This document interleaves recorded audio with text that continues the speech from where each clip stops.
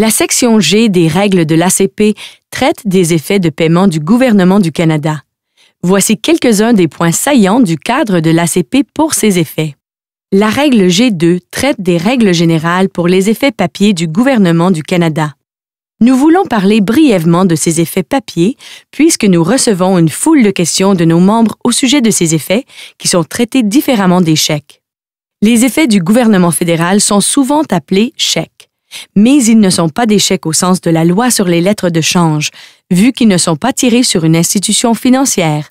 Plutôt, comme ils sont émis par le receveur général du Canada et tirés sur lui, ils sont des mandats du receveur général. Comme nous l'avons mentionné plus tôt, les mandats du receveur général ne sont pas assujettis à la disposition de la règle A4 concernant les effets périmés. Les mandats datés de 6 mois ou plus, avant la date de leur présentation, peuvent être vérifiés auprès de la Direction du contrôle du remboursement des chèques de travaux publics et services gouvernementaux Canada ou lui être envoyés pour recouvrement conformément à la règle G7. Les institutions financières sont tenues d'encaisser les mandats du receveur général, même pour une personne qui ne détient pas de compte chez elle. La règle G8 traite des procédures que doivent suivre les institutions financières pour l'encaissement de chèques du gouvernement